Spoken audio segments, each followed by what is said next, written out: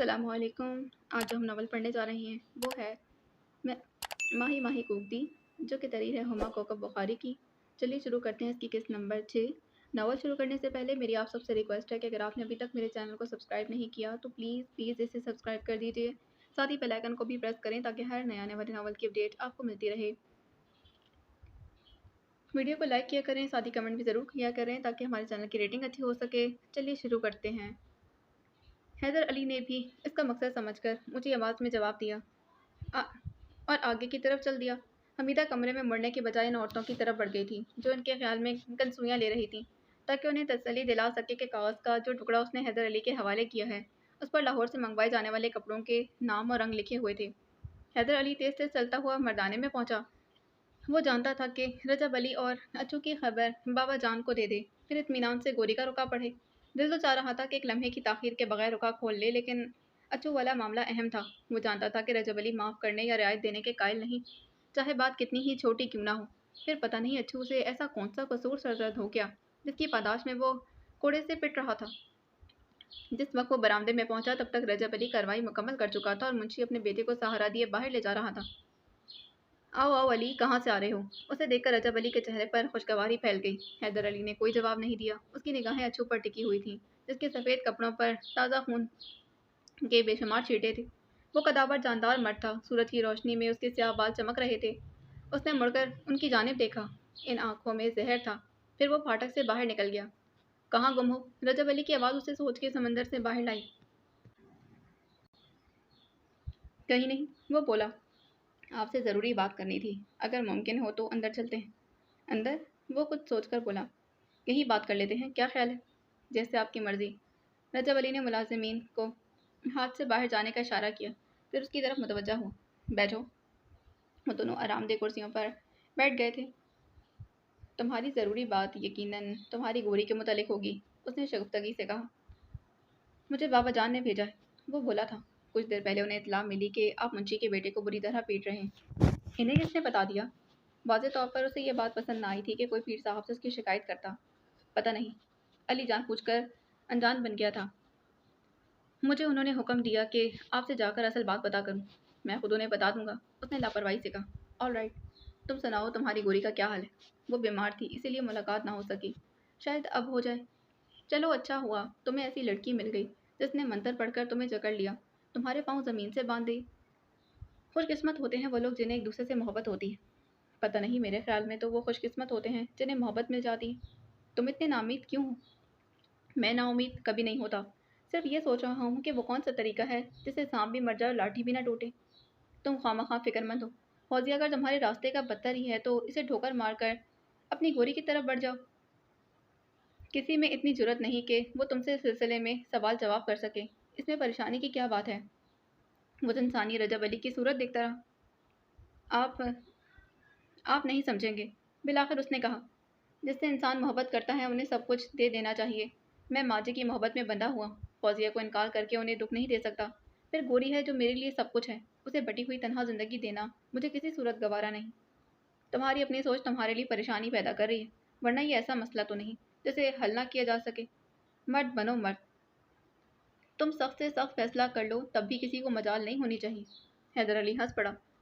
मेरी मर्दानगी का हदफ औरतें नहीं होती, क्योंकि मैं मर्दों के साथ मुकाबला करना जानता हूँ। औरतों पर मर्दानगी साबित करने की कोशिश सिर्फ वो लोग करते हैं जो मर्दों से मुकाबले में सिफर होते हैं। वो उठ खड़ा हुआ। आप बाबा जान से ज़रूर मिलें, मुझे कुछ ज़रूरी काम है इसलिए बाहर जा रहा हूँ। गांव की गलियों से गुजरते वो बहुत खुश था। गोरी का खत उसकी जेब में था। उसे महसूस हो रहा था जैसे खुद गोरी उसके साथ है। चलते चलते वो मौलसरी के दरख्त के पास रुक गया था और उसके तने के टेक लगाकर जरीना का रुका निकाल लिया। हौले हौले चलने वाली हवा मौसरी के फूलों की खुशबू चार सौ फैला रही थी। हैदर अली ने गहरा सांस लेकर खुशबू को अपने अंदर उतारा और वापस रका खोल लिया था। उसने सिर्फ एक सतर देखी।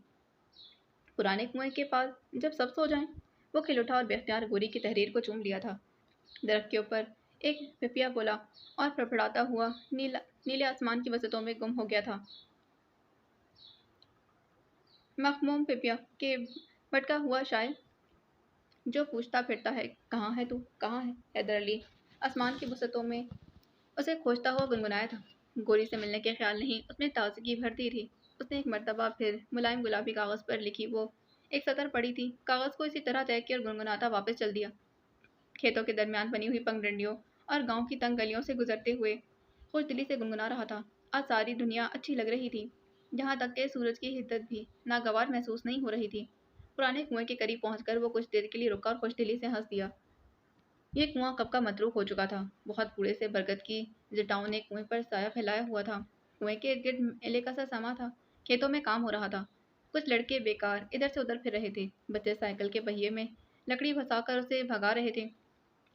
कुछ बंटे खेलने में मसरूफ थे और कुछ यूं ही दूसरे के पीछे भाग रहे थे। छोटी छोटी बच्चियां सर खुजाती, बड़ी बड़ी ज्यादा संभालती गिट्टियों से टापू खेलने में मसरूफ थी। लेकिन बूढ़े बरगद के नीचे कोई नहीं था। इसके गिर्द जितनी भीड़ थी, साए तले इतनी ही तन्हाई और वीरानी थी।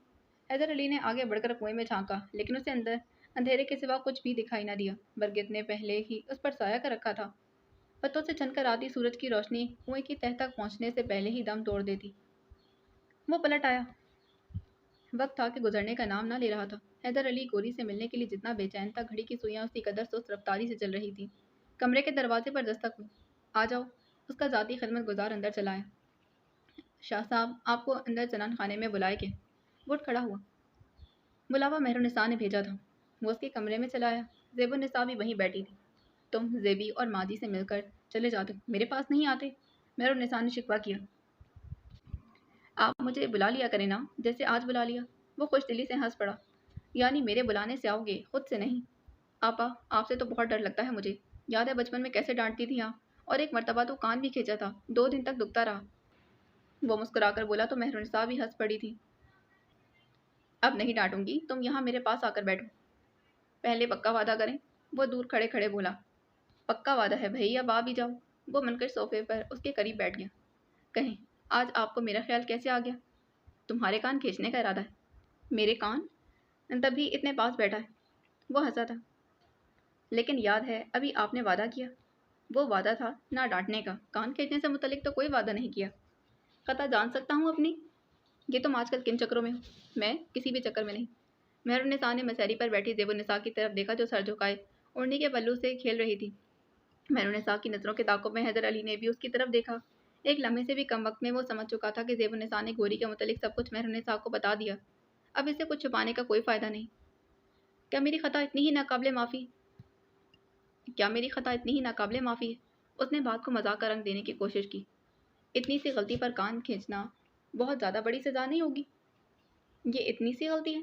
इतनी सी ही है ना। मेरा और गोरी का अचानक आमना सामना हुआ। यकीन करें, इस तरह आमने सामने आने में हमारी किसी कोशिश को कोई दखल नहीं था, और ये टकराव वाकई अचानक था। गलती ये हुई कि हम एक दूसरे को देख बैठे, और अब इतनी सी छोटी गलती की इतनी बड़ी सज़ा देना बहुत जुर्म की बात है। वाकई ये तो बहुत नन्ही मुन्नी और मासूम सी गलती है। लेकिन वो जो मुलाकातें हुई, इनके बारे में इजहार ख्याल करना पसंद करोगे? वो उसने सर खुजाया। हाँ, वो ऐसा है कि हमने बाहमी ताउन को फ़रोग़ देना चाहा, और आपको मालूम है कि ये काम एक दूसरे से बिलमुशाफ़ा मुलाकात किए बगैर सरअंजाम देना मुमकिन ही नहीं। तुम्हें मजाक सूझ रहा है अली? जानते हो कि तुम कितनी बड़ी मुश्किल में पड़ सकते हो। पढ़ सकता नहीं, पढ़ चुका हूँ, लेकिन मुश्किलों को अबूर करना ही तो ज़िंदगी है। ये कोई परेशानी की बात नहीं। तुम करना क्या चाहते हो? मेहरुन्निसा ने पूछा। हर मुश्किल का कोई ना कोई हल होता है, मैं भी हल ढूंढ ही निकालूंगा। तुम फजूल के मशगलों में पड़ गए हो अली। मोहब्बत वगैरह सब फारिग वक्त के बेकार मशगले। कोई काम करोगे तो खुद ब खुद ही तुम्हारे जहन से ये ख्याल निकल जाएंगे। बड़ी आपा, हैदर अली ने उसकी तरफ देखा। मोहब्बत फजूल चीज़ नहीं होती, लेकिन आप नहीं समझेंगी। कहते हैं ना कि दिल की अपनी मंतक होती है, जिसे अक्ल की मंतक कभी नहीं सुझाई जा सकती। ये सब सिर्फ मोहब्बत करने वाले ही समझ सकते हैं कि मोहब्बत क्या है। वो उठ खड़ा हुआ था। मुझे कुछ काम है, मैं चलता हूँ। वो दोनों चुपचाप उसे बाहर जाता देखती रहीं। इसका कहा फिक्रा किसी हथौड़े की तरह उनके दिलो दिमाग पर बरसा था। आप नहीं समझेंगी, ये सिर्फ मोहब्बत करने वाले ही समझ सकते हैं कि मोहब्बत क्या है। आप नहीं समझेंगी। कहने को तो ये महज 4 लफ्ज़ थे, लेकिन इन अल्फाज में दरहकीकत पुश्तों से आबाद इस हवेली की बेटियों की आहों की एक तवील दास्तान छुपी थी। ये अल्फाज उनके लिए एतराफ़ भी थे, और ताना भी, और एहसास महरूमी भी। वो ये बात समझ भी कैसे सकती थी? मोहब्बत कहानी की सूरत में सामने आए तो सुनने देखने वाला महज तमाशाई होता है। वाक़या बनकर बीतने लगे तो इस समंदर में आने वाले का बाल बाल भीग जाता है।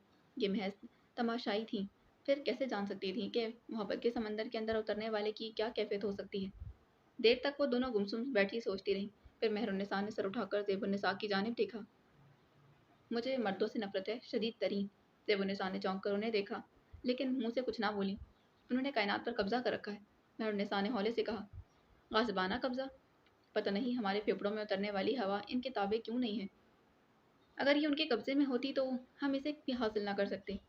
پتہ نہیں مرد کیسے ہوتے ہیں؟ زیب النساء نے بھی مدھم آواز میں کہا۔ شاید سب بھائیوں اور بابا جان جیسے ہوتے ہیں۔ اور کیسے ہوں گے؟ ان جیسے ہی ہوں گے۔ میں سوچتی ہوں کہ ہم کیوں پیدا ہوئے؟ نہ ہوتے تب بھی کوئی فرق نہ پڑتا۔ وہ دونوں پھر خاموش ہو گئی۔ اب اگر مرد علی جیسے ہوتے ہوں تو بہت اچھے ہوں گے، لیکن اگر بھائی جان جیسے ہوتے تو پھر یقیناً۔ زیب النساء چپ ہو گئی۔ کتنا اچھا ہو اگر سب علی جیسے ہو جائیں۔ کیا علی، کیا بڑے بھائی جان، کیا بابا جان، تھوڑے سے فرق سے سبھی ایک جیسے ہیں۔ جیسے جیسے زرینہ سے علی کی ملاقاتیں ہو رہی ہیں، تمہیں سب کسے بھی سنا دیتا ہے۔ اگر ویسے ہی ہم کریں تو اس کی غیرت جاگ جائے، شرم سے اس کا سر جھک جائے۔ اسے محبت کرنے والی زرینہ چھپ چھپ کر اس سے ملنے کے باوجود بھی شرافت کا مجسمہ ہے۔ لیکن کیا ہم صرف رنگ، ہوا اور روشنی کی خاطر بھی قدم حویلی سے باہر نہیں نکال سکتے؟ مہرالنساء نے کہا۔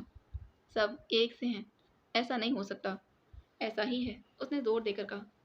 پہلے بھی میں تمہاری طرح سوچتی تھی، لیکن اب نہیں۔ مجھے شدید نفرت محسوس ہوتی ہے سب مردوں سے۔ زیب النساء نے اپنے دل کو ٹٹولا۔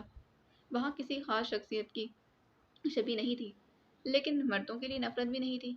بھائیوں اور بابا جان کے متعلق سوچتے ہوئے نفرت جیسے الفاظ کو خیالوں میں لانے کی بھی اس میں ہمت نہیں تھی۔ مرد لفظ اسے ہمیشہ ایک انوکھا اسرار محسوس ہوا تھا۔ اسے معلوم نہیں تھا کہ مرد کیسے ہوتے ہیں۔ پہلے تو دونوں بھائی مسلسل ولایت میں ہی رہے۔ بابا جان سال میں ایک مرتبہ جا کر ان سے مل آتے تھے۔ اب جب وہ واپس آئے تھے تب بھی ان کی اپنی ہی الگ دنیا تھی۔ بابا جان اور بھائیوں سے بعض اوقات دن میں صرف ایک مرتبہ اور کبھی کبھار تو دن میں ایک بار بھی ملاقات نہ ہوتی تھی۔ ایسے میں وہ کیا جان سکتی تھیں کہ مرد کیسے ہوتے ہیں؟ کبھی تو یوں بھی ہوتا کہ اس موضوع پر سوچنے لگتی۔ آہستہ آہستہ اس کی سوچ اس کی نظروں کے سامنے کوئی شبیہ ڈھال دیتی۔ اس شبیہ کا کوئی نام نہیں ہوتا تھا، بس وہ مرد تھا۔ پھر نہ جانے کہاں سے وہ خود بخود نمودار ہوتی تھی اور بے اختیار اس شبیہ کی جانب بڑھنے لگتی، اور ابھی سمت میں وہ چند ہی قدم چل پاتی کہ احساس گناہ جاگ جاتا۔ خوابوں اور خیالوں کی دھن چھٹ جاتی اور اس کے سامنے اس کا اداس ویران کمرہ ٹھہرتا تھا۔ ایک طرف کمرے کی تنہائی اسے کاٹنے کو دوڑتی تھی اور دوسری جانب خوابوں کا احساس سے گناہ کچوکے لگانے لگتا۔ کمرے کی تنہائی اسے خواب بننے پر مجبور کرتی اور احساس گناہ خوابوں میں بھی چین نہیں لینے دیتا تھا۔ تب وہ جلدی سے مصلی بچھا کر نوافل پڑھنے لگتی یا پھر کلام پاک اٹھا کر تلاوت شروع کر دیتی۔ شروع میں تو کچھ اسے سکون ملتا، لیکن پھر غائب دماغی اس پر مسلط ہونے لگی تھی۔ اس کی نظریں کلام پاک پر ہوتی، ہونٹ ہل رہے ہوتے، مگر دماغ کہیں اور گم ہوتا تھا۔ بابا جان اس کی عبادت گزاری سے بہت خوش تھے اور اکثر کہا کرتے، زیب النساء ہماری قابل فخر بیٹی ہے۔ اپنے 5 بچوں میں سے سب سے زیادہ مجھے یہی پیاری ہے۔ وہ انہیں کیا بتا دے کہ اس کی عبادت اطاعت کے لیے کم، فرار کے لیے زیادہ ہے۔ بس سر جھکائے تعریف سنتی رہتی۔ کیا سوچ رہی ہوں؟ میں اپنے ساؤ سے خیالات کی دنیا سے باہر نکال لائی تھی۔ کچھ نہیں، وہ چور سی بن گئی۔ کبھی کبھار تو اسے یوں لگتا جیسے سب اس کی سوچ پڑھ سکتے ہیں، اور اگر وہ نہیں پڑھ سکتے تو بھی اس کی سوچ کے تمام رنگ اس کے چہرے پر ضرور آتے ہوں گے۔ مجھے نماز پڑھنی۔ وہ جلدی سے اٹھ گئی۔ اس کے جانے کی تھوڑی ہی دیر بعد حمیدہ کمرے میں آ گئی۔ مہرالنساء کو گمسم بیٹھے دیکھا تو اس کے قریب ہی قالین پر بیٹھ گئی۔ کیا سوچ رہی ہیں بی بی جی؟ حمیدہ، وہ بولی۔ مرد برے ہوتے ہیں نا؟ سوال کا انداز بتا رہا تھا کہ مہرالنساء اس بات میں جواب چاہتی ہے، اس لیے اس نے زور و شور سے گردن ہلا دی تھی۔ کوئی ایسے ویسے بالکل پھٹے منہ ہوتے ہیں؟ تم تو ملتی ہوگی ان سے۔ ہاں جی، کیوں نہیں، ہمیں تو صبح سے شام تک ایسے ہی کام ہوتے ہیں کہ سارا وقت کوئی نہ کوئی سر پر سوار رہتا ہے۔ اچھے نہیں ہوتے نا، بس ساری چیزوں پر حکومت کرنا چاہتے ہیں، سب سے زیادہ تو عورتوں پر، دنیا کی ہر چیز کو غلام بنا لینا چاہتے ہیں۔ سولہ آنے ٹھیک کہہ رہی ہیں آپ۔ میرا بابا ہے نا، اسے ہر وقت یہ فکر کھائی جاتی ہے کہ کہیں میں کھڑکی میں تو نہیں کھڑی، راستے میں چلتے ہنس تو نہیں پڑی، آج روٹی چھوٹی کیوں پکی ہے، کہیں پکاتے میرا دماغ کسی اور طرف تو نہیں تھا۔ چھوٹی سی بات ہو جائے تو اماں کو دھن کر رکھ دیتا ہے۔ بس سارا دن یہی تماشا چلتا رہتا ہے۔ میں تو یہاں آ جاتی ہوں، اسی لیے میری بچت ہو جاتی ہے، ورنہ ابا تو بہت سخت ہے۔ وہ تمہاری اماں کو کیوں مارتا ہے؟ کہتا ہے بیوی کو مارنا شوہر کا حق ہے، اسے بیوی تیر کی طرح سیدھی رہتی۔ وہ ہنستی تھی۔ پر اماں نے کیا سیدھا ہونا، ابا گھر سے نکلتا ہے تو یہ موٹی موٹی گالیاں دیتی ہے اسے۔ सामने कम बोलती है और बोले तो मार खाती है, लेकिन पीछे खूब सारी बातें सुनाती। पता नहीं सब औरतों को ही क्यों तीर की तरह सीधा करना चाहते। महरुनिसा बोली थी, मेरे ख्याल में सीधा होने की मर्दों को ज़्यादा ज़रूरत है। बस जी, सब ऐसे ही चलता है। पता नहीं ये दुनिया कब उनके कब्जे से बचकर निकलेगी। कौन इसे मर्दों के चंगुल से आज़ाद करवाएगा? ऐसा कोई नहीं कर सकता। ये मखलूक तो कीड़े मकोड़ों की तरह हर तरफ फैली हुई है, लेकिन धाड़ती शेर की तरह है। मैं तो अब्बा की आवाज़ सुनकर सहम जाती हूँ। हमीदा, तुम शादी मत करना, महरुनिसा ने कहा। जी, वो आंखें फाड़े उसे देखे गई। एक मर्द के चंगुल से निकलकर दूसरे के चंगुल में फंस जाना कहाँ की अक्लमंदी है। मैं तो सोचती थी कि मेरी शादी हो जाए तो कितना अच्छा हो। अब सोचती हूँ कि इससे क्या फ़र्क पड़ेगा। अब भी मेरा कुछ भी नहीं, तब भी कुछ ना होगा। हमारी माँ को शादी करके क्या मिला? बाबा जान के सामने ज़ुबान खोलना तो दरकिनार, नज़रें भी नहीं उठा सकती। चाहती थी कि सखावत के लिए भाई की बेटी ही लाएं, लेकिन बाबा जान ने सिर्फ एक नहीं कहकर बात ख़त्म कर दी। इनका दिल चाहता कि अपनी औलाद का नाम खुद रखें। तकलीफ उन्होंने झेलकर इन्हें पैदा किया, परवरिश पर उन्होंने जान हल्कान की, लेकिन उन्होंने अपने ही बच्चों के नाम रखने का इख्तियार भी नहीं मिला। हम तीन बड़ों के नाम दादा जान ने रखे, अली और सखावत के बाबा जान ने। कितनी बेबस हैं माँ जी। छोटी सी बात करने के लिए पहले बाबा जान के माथे की तरफ देखती हैं, उन पर शिकने पड़ी हों तो फिर खामोश हो जाती हैं, और अगर मिजाज बेहतर हो तो दबे दबे अल्फाज में बात कर देती हैं। वो गोया ये सब बातें खुद से कह रही थी। बीवी, यही होता है। औरत तो किस्मत फोड़ने के लिए ही इस दुनिया में आई है। जब अच्छी तरह फूट जाती है किस्मत तो वापस आसमानों में बुला ली जाती। ये सारा कसूर मर्दों का है। मेरे दिल में अब मर्दों से नफरत के सिवा कुछ भी नहीं। जरीना को वक्त गुजारने की जितनी जल्दी थी, वक्त इसी कदर थम थम कर गुजर रहा था। दिल किसी का भी नहीं लग रहा था, हालांकि करने को कितने ही काम थे। उसने तो दोपहर का खाना भी ठीक से नहीं खाया था। असर के बाद बिलाखिर हमीदा चली आई थी। जरीना इस वक्त दालान में लगे गमलों में पानी डाल रही थी। हमीदा को आते देखा तो लोटा छोड़ उसके हाथ पकड़कर जल्दी से अपने कमरे की तरफ आ गई थी। क्या हुआ? उसका दरवाज़ा उसने दरवाज़ा बंद करके जल्दी से पूछा। क्या मेरा खत दे दिया? कुछ कहा उन्होंने? पहुंच पहुंच जाएंगे ना वक्त पर? आराम से एक एक करके सवाल पूछो। वो चरवाई पर टांगे ऊपर करके बैठ गई थी। बताओ ना, क्या कहा? हुआ ये कि मुझे काफ़ी देर बाद उन्हें रुका देने का मौका मिला। मैं ये चाहती थी कि किसी ऐसे वक्त में उन्हें तुम्हारा खत दूँ कि जब इर्द गिर्द कोई मौजूद ना हो। वो बोली थी, लेकिन तुम्हें पता है ना कि वहाँ हर वक्त मेला लगा रहता है। एक आता है, एक जाता है। तुम ये बताओ कि हुआ क्या है? वो बोली थी, मुझे इतनी लंबी कहानी से कोई दिलचस्पी नहीं। सुनो तो, हमीदा ने आराम से कहा। वो पीर साहब और बड़ी बेगम के पास बैठे थे। जब बाहर निकले तो मुझे यकीन हो गया कि अब कम से कम रात तक वो दोबारा यहाँ का रुख नहीं करेंगे। तब इतने बहुत से लोगों के दरमियान उन्हें खत देना पड़ा। फिर जरीना की बेताबी अरूज पर थी। फिर ये कि वहाँ सब औरतों ने कान लगा लिए। वो तो अच्छा हुआ कि सबको मालूम है कि मुझे लिखना पढ़ना नहीं आता, वरना जाने कौन कौन सी बातें फैलाती थी। तुमने शादी से क्या कहा? पहले तो मैंने आहिस्ता से उन्हें बता दिया कि तुम्हारी तरफ से है। फिर सबको सुनाने के लिए ऊंची आवाज़ में कहा कि कागज पर रंगों के नाम लिखें। बड़ी बीबी ने कहा है कि इन रंगों के जोड़े चाहिए। जाहिर है वो औरतें बड़ी बीबी से पूछने से तो रहीं उन्होंने वाकई कोई जोड़े मंगवाए हैं या नहीं, और वो औरतें मान गई। आज मेरा अनपढ़ होना काम आ गया। मुझसे पूछने लगी कि बीबी ने कौन से रंगों के जोड़े मंगवाए। मैंने कंधे उचकाकर कह दिया कि क्या खबर, मुझे तो पढ़ना ही नहीं आता। वैसे गुलाबी और हरे रंग की बात कर रही थी मुझसे। इस बात पर सब मुतमईन हो गई। इनका रद्दमल क्या था? जब मैंने उन्हें आहिस्ता से बताया कि ये तुम्हारी तरफ से है, तो एकदम कहने लगे, लेकिन उन्होंने बीच में खुद ही को रोक दिया था। फिर खत जेब में डालकर बाहर चले गए। पता है, पता है नहीं आने का? उसने उम्मीद भरे लहजे में पूछा। पढ़ा ही नहीं उन्होंने, इतने लोगों के सामने पढ़ कैसे सकते थे? एक सतर तो लिखी थी, पढ़ लेने में क्या हर्ज था? उसके अंदर मायूसी थी। पागल कहीं की, उन्हें क्या खबर कि कागज पर एक सतर है या फिर ज्यादा? हमीदा हंसी। हाँ ये तो है। आज बेचारे अच्छू के साथ बहुत बुरा हुआ। हमीदा ने कथा की तमहीद बांधी थी। क्या हुआ उसके साथ? उसने तशवीश से पूछा था। हादसा तो नहीं हो गया? ये बड़ी सड़कें यूं भी बड़ी बहुत बुरी हैं। अंधों की तरह बसें और लारियां चलाते हैं लोग। ये मैंने कब कहा कि कोई हादसा पेश आया? तो फिर इसे तो बड़े शाह साहब ने चाबुक से पीटा है। वो आगे होकर राजदारी से बोली थी। क्या? लेकिन क्यों? कैसे? हमीदा मजीद राजदारी की खातिर उसके करीब होकर बैठी और मध्यम आवाज में उसे पूरी बात बता दी थी।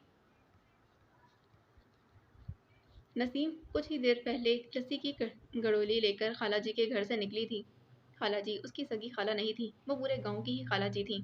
نسیم کو لسی بہت پسند تھی۔ خالہ رات کو پینے سے منع بھی کرتی تھی لیکن اسے لسی کے بغیر کھانا ادھورا لگتا تھا۔ خالہ کے گھر کی لسی تو یوں بھی اس کی پسندیدہ تھی۔ گرمی میں لسی تو لاتی ہی تھی، چاٹی کا مکھن بھی کتنا سارا لے کر آتی تھی۔ وہ جلدی جلدی قدم بڑھا رہی تھی کیونکہ اندھیرا پھیل رہا تھا اور اماں نے گھر واپس آنے کی سختی سے تاکید کی تھی۔ ابا تو اس کے خالہ جی کے گھر رہ جانے پر کبھی اعتراض نہ کرتے تھے لیکن اماں کو یہ پسند نہیں تھا۔ وہ جلد از جلد گھر پہنچ جانا چاہتی تھی ورنہ اماں کا پارا اونچا ہونے لگتا۔ یوں بھی اسے سخت بھوک لگ رہی تھی۔ تنور کی گرم گرم روٹی پر مکھن چپڑ کر لسی کے ساتھ کھانا اور اس کھانے کا تصور ہی اسے تیز تیز چلنے پر مزید اکسا رہا تھا۔ وہ اپنی ہی دھن میں چلی جا رہی تھی جب سامنے سے 4 ہیبلے نمودار ہوئے۔ ان کا آنا اتنا اچانک تھا کہ اس کے حلق سے گھٹی گھٹی چیخ نکل گئی۔ کون ہو تم؟ اس نے ہمت مجتمع کر کے پوچھا۔ واہ، ہمیں نہیں جانتی، اتنے گمنام بھی نہیں ہیں ہم۔ اس نے شکورے کی آواز پہچان لی۔ کبھی نظر کرم ڈالی ہو تو پتہ چلے نا، ایک اور بولا تھا۔ دفع ہو جاؤ، راستہ چھوڑو میرا۔ اب تو ہم راستے میں آ گئے ہیں، یوں بے مراد کیسے جا سکتے ہیں؟ نہیں جاتے، وہ غصے سے چلائی تھی۔ چیخ چیخ کر سارے گاؤں کو اکٹھا نہ کر لیا تو میرا نام بھی نسیم نہیں۔ تو چل تبدیل کر اپنا نام۔ شکورہ صورت سے اس کی جانب بڑھا، اس کے منہ پر سختی سے ہاتھ رکھ کر اسے کمر پر اٹھا لیا تھا۔ نسیم نے بتیرے ہاتھ پاؤں مارے لیکن سب کوششیں بیکار ہو گئی تھیں۔ طاقت میں وہ اس سے کہیں بڑھ کر تھے۔ لالٹین کی مدھم سی روشنی میں زرینہ نے صحن کی طرف کھلنے والے دروازے کی کنڈی لگا دی اور واپس مڑی۔ خدا کے لیے زرینہ، یہ حرکت مت کرو، میرا دل دہل جاتا ہے۔ رضیہ کے ہاتھ پاؤں ٹھنڈے پڑ رہے تھے۔ اور تم خدا کے لیے نہ مت لگاؤ۔ جس کام میں نہ لگ جائے وہ کبھی ٹھیک سے نہیں ہو سکتا۔ اگر ابا اماں میں سے کوئی جاگ گیا پھر تم شور نہیں کرو گی تو نہیں جاگیں گے۔ وہ چڑ گئی۔ پہلے کبھی جاگے ہیں جو آج جاگیں گے؟ ابا جی تہجد کے لیے اٹھتے ہیں، اگر انہوں نے ایک کمرے میں جھانک لیا تو تب تک میں آ جاؤں گی۔ انہوں نے ہلکے دھانی جوڑے پر سیاہ چادر اوڑھ لی تھی۔ زرینہ، اللہ کے واسطے رک جاؤ۔ ایک مرتبہ قدم اس نیت سے گھر سے باہر نکل جائیں تو واپسی کا ہر راستہ بند ہو جاتا ہے۔ زرینہ نے ایک لمحے کے لیے مڑ کر اسے دیکھا اور اگلے ہی لمحے وہ کھڑکی کے چھجے پر ہاتھ رکھ کر باہر کود گئی تھی۔ رضیہ بے اختیار کھڑکی کی جانب بڑھی۔ زرینہ کچھ فاصلے پر صرف ایک ہیبلے کے صورت میں دکھائی دے رہی تھی۔ اس نے چاہا کہ چلا کر اسے واپس آنے کو کہے لیکن پھر بات پھیل جانے کا خیال سے رک گئی تھی۔ زرینہ نے اس کے دل کو بہت ٹھیس پہنچا دی تھی۔ وہ عجیب دوراہے پر کھڑی تھی۔ جب زرینہ روتی تھی تو وہ اس کے آنسو پوچھنے کے لیے بے چین ہو جاتی تھی اور جب زرینہ کو راہ سجھائی دیتی تو وہ معاشرے اور زمانے کے خیال سے پریشان ہو جاتی۔ اس کی حالت عجیب سی تھی۔ پریشانی کے عالم میں وہ کھڑکی کے ساتھ کھڑی اندھیرے میں زرینہ کو ڈھونڈنے کی کوشش کر رہی تھی۔ کتنی دیر گزر چکی تھی حیدر علی شاہ کو وہاں انتظار کرتے ہوئے، لیکن وہ مایوس نہیں ہوا تھا۔ یہ ممکن نہیں تھا کہ اس کی گوری وعدہ کر کے اسے بلا کر وہاں نہ آئے۔ باتوں باتوں میں اس نے سخاوت سے تصدیق کروا لی کہ یہاں زیادہ تر لوگ سر شام ہی سو جانے کے عادی ہیں۔ مغرب کے بعد بہت کم لوگ جاگا کرتے ہیں۔ عشاء کی نماز کے اختتام کے ساتھ ہی گھر میں سناٹا چھا جاتا تھا اور گلیوں میں آوارہ کتوں کی حکومت قائم ہو جاتی۔ مغرب کے فوراً بعد گوری کا آنا مشکل تھا کیونکہ مولوی صاحب عشاء کی نماز کی امامت کے بعد ہی اپنے حجرے میں جاتے تھے۔ یقیناً گوری ان کے سونے کے بعد ہی نکلتی اور اس میں کچھ وقت لگنا لازمی تھا۔ بوڑھے برکت سے کمر ٹکاتے وہ مسلسل اس راستے کی طرف دیکھ رہا تھا جہاں سے گوری کو آنا تھا۔ وہ اس کے لیے خریدے ہوئے تمام تحفے بھی ساتھ لایا تھا۔ سونے کی زنجیر، سرخ خوبصورت چنری، پرفیوم کی بوتل اور میرل جی کی نظموں کی کتاب۔ دور سے ایک ہیبلا اس جانب بڑھتا نظر آیا تھا۔ خط و خال واضح نہ تھے لیکن چال کسی لڑکی کی سی تھی۔ ہو نہ ہو یہ گوری ہی ہے، اس کے علاوہ کوئی نہیں ہو سکتا، حیدر علی نے سوچا اور اس کی جانب بڑھا۔ وہ گوری ہی تھی۔ حیدر علی کو اپنی جانب بڑھتا دیکھ ایک لمحے کو ٹھٹکی اور پھر دیوانہ وار اس کی جانب بھاگی۔ شاہ جی، اس کے ہاتھوں کے ساتھ سر ٹکا کر رو دی تھی۔ کہاں چلے گئے تھے آپ؟ میری یاد نہیں آئی آپ کو؟ مجھے پوچھا تک نہیں، کھوجا تک نہیں؟ کیا میں اتنی جلدی بھول جانے والی چیز تھی؟ کیسی باتیں کری ہو گوری، تم تو میری جان ہو، میری زندگی، تمہیں بھول سکتا ہوں میں؟ اس نے اس کے بالوں میں ہاتھ پھیرا۔ پھر مجھے یوں اکیلا کیوں چھوڑ دیا؟ میں نے کتنی آوازیں دیں آپ کو، کتنا یاد کیا؟ یاد تو میں نے بھی تمہیں بہت کیا، ایک ایک لمحے، ایک ایک پل۔ اس نے زرینہ کی آنکھوں سے بہتے آنسو اپنی انگلی کی پوروں سے صاف کیے۔ تو پھر آئے کیوں نہیں؟ کیا سب شکوے یہی کرو گی؟ وہ رسان سے بولا۔ وہاں کنویں کے پاس آ جاؤ، پھر دونوں مل کر باتیں کریں گے۔ وہ دونوں ایک دوسرے کا ہاتھ تھامے کنویں کے پاس ٹوٹے ہوئے بینچ پر بیٹھ گئے تھے۔ پہلے تو یہ بتاؤ کہ تمہیں ہوا کیا تھا؟ خالہ کبرا نے بتایا کہ تم بیمار تھی۔ خالہ نے اور بھی بہت کچھ کہا ہوگا لیکن آپ نے ان کی بات کو سچ تو نہیں سمجھ لی؟ میں تمہیں اتنا احمق لگتا ہوں؟ میں نے سوچا کہ شاید آپ یہ سن کر حیران ہو گئے۔ میں دل میں ڈر گئی تھی۔ اگر مجھے تمہاری وفا کا یقین نہ ہوتا گوری تو میں کبھی تمہاری سمت نہ بڑھتا۔ تم تو میرے دل میں رہتی ہو، اور میرا دل میرے ساتھ بے وفائی کیسے کر سکتا ہے؟ زرینہ نے سکون کے ساتھ کمر پیچھے برگد کے درخت کے ساتھ تنے سے ٹکا لی تھی۔ میں تو تمہیں بالکل ٹھیک ٹھاک چھوڑ کر گیا تھا۔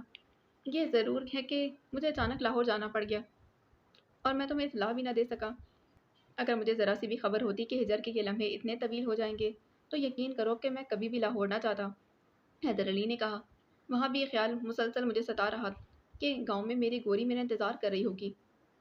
اب مجھ میں جدائی برداشت کرنے کا حوصلہ نہیں۔ شاہ جی، اس کی آواز بھرا گئی تھی، محبت کتنی تکلیف دہ ہوتی ہے۔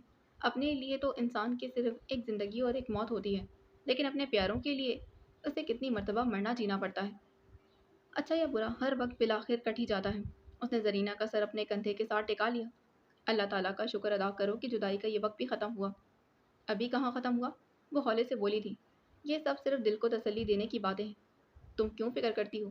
مجھ پر اعتماد نہیں تمہیں؟ آپ پر تو اپنے آپ سے بڑھ کر اعتماد ہے، بس تقدیر پر اعتماد نہیں۔ کہیں جیسے کوئی میرے اندر ہی اندر کہتا ہے کہ میرا مقدر کہیں اور جڑا ہوا ہے۔ یہ سب تمہارے ماحول اور ذہن کا خوف ہے جو تمہیں دہلاتا رہتا ہے۔ تم اپنے قدم یقین کے ساتھ زمین پر رکھو گی تو راستہ خود بخود بنتا چلا جائے گا۔ پھر میں ہوں تمہارے ساتھ، خوف کس بات کا؟ پھر قدرے توقف سے بولی، یہ خوف تو تب بھی ختم ہوگا جس دن ہمارے راستے میں کوئی دیوار نہ رہے گی، جس دن قانون، اخلاق اور شریعت کی نظر میں ہم دونوں ایک دوسرے کے ہو جائیں گے۔ وہ دن بھی ضرور آئے گا۔ حویلی میں اس سے پہلے کسی بھی دلہن کا اتنا شاندار استقبال نہیں ہوا ہوگا جتنا تمہارا ہوگا۔ حیدر علی نے اسے تسلی دینی چاہی۔ حویلی؟ زرینہ نے سر حیدر علی کے کندھے سے ٹکا لیا۔ یوں لگا جیسے اس کے گلے میں کچھ پھنس گیا۔ کیا ہوا؟ تم پریشان کیوں ہو گئی؟ اس نے تشویش سے پوچھا تھا۔ شاہ جی، میں حویلی نہیں جاؤں گی، کبھی بھی نہیں۔ خوف ایک مرتبہ پھر اس کی رگوں میں منجمد ہو گیا۔ کیوں؟ حیرت زدہ انداز میں پوچھے گئے اس سوال کا جواب وہ سچائی میں نہیں دینا چاہتی تھی۔ مبادا وہ اسے پاگل سمجھ بیٹھتا یا پھر زیب النساء کے متعلق بھاگ جانے والی بات کہہ دینے پر غصے میں ناراض ہو جاتا۔ اس کی ناراضگی زرینہ کو کسی صورت گوارا نہیں تھی۔ مجھے حویلی کو دیکھ کر وحشت ہونے لگتی ہے، دم گھٹنے لگتا ہے میرا۔ مجھے لگتا ہے جیسے وہاں کمرے نہیں۔ تیزی سے بولتے بولتے وہ اچانک چپ ہو گئی اور برگد کے پتوں کے درمیان سے آسمان بکھرے ہوئے ستارے کھوجنے لگی۔ کمرے نہیں تو کیا ہے؟ رہنے دیں۔ کہو گوری، مجھ سے سب کچھ کہہ دو۔ ہمیں تو زندگی کی سب سانسیں اکٹھی گزارنی، پھر چھپانے کا کیا مطلب؟ چند ثانیے تک تو وہ ملگتے اندھیرے میں حیدر علی کے چہرے کے خدوخال دیکھتی رہی، پھر ہولے سے بولی، آپ کو برا لگے گا۔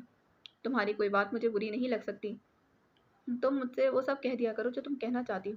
اپنی ساری مشکلیں، سب تکلیفیں اور غم میرے حوالے کر دو، میں ان سب کا بوجھ اٹھا سکتا ہوں۔ مجھے وہ کمرے نہیں قبریں لگتی ہیں، زندہ انسانوں کی قبریں، جہاں لاشیں چلتی پھرتی ہیں۔ لگتا ہے یہ قبریں اتنی گہری ہیں کہ ان میں ہوا، روشنی اور آزادی کا گزر بھی نہیں ہو سکتا۔ لگتا ہے کہ ہر کمرے میں روحیں پھڑپڑا رہی، اپنی موجودگی کا اعلان کر رہی ہیں۔ میرا دم گھٹنے لگتا ہے وہاں۔ خدا کے لیے شادی مجھے وہاں کبھی نہیں، خدا کے لیے شادی مجھے وہاں کبھی مت لے کر جانا۔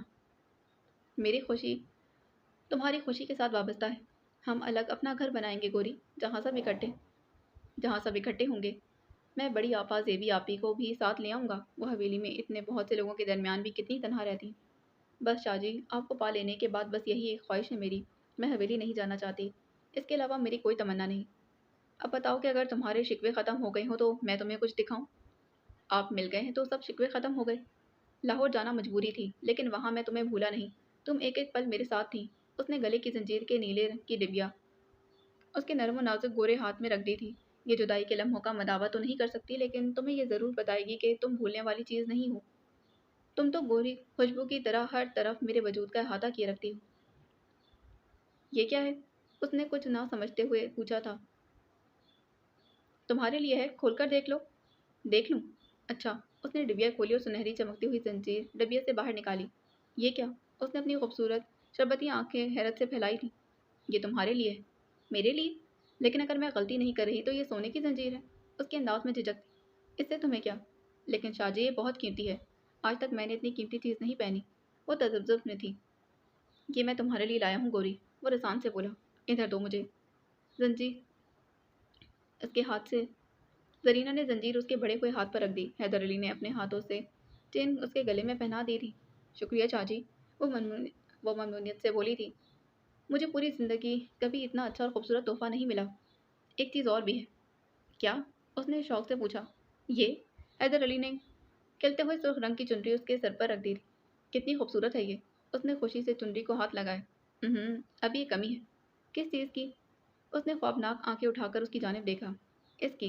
हैदर अली ने परफ्यूम के शीशे के स्प्रे बटन पर हाथ रख दिया था। मसूर कुन खुशबू चारों तरफ फैल गई। जरीना ने खुशी से कहका लगाया और परफ्यूम के मुसलसल स्प्रे से खुद को बचाने के लिए हाथ अपने सामने कर लिए थे। बस करें शाहजी, वो हंसने लगी। बजाय बस करने के हैदर अली ने और शिद्दत से बटन दबाना शुरू कर दिया। वह दोनों हंसते हुए इस खेल में तब तक मगन रहे जब तक पूरी बोतल खाली ना हो गई। बस करें अब, वो हंसते हुए चिल्लाई थी। अब तो बस करना पड़ेगा। वो भी हंस रहा था। परफ्यूम खत्म हो गया है। ओफ खुदाया, जरीना हंसी जब्त करते हुए बोली। हर तरफ कितनी खुशबू फैल गई है। ये हमारी मोहब्बत की खुशबू है। उसने बोतल पर ढक्कन लगा दी। खांसी तेज है। वो गले में पड़ी जंजीर से खेलते बोली।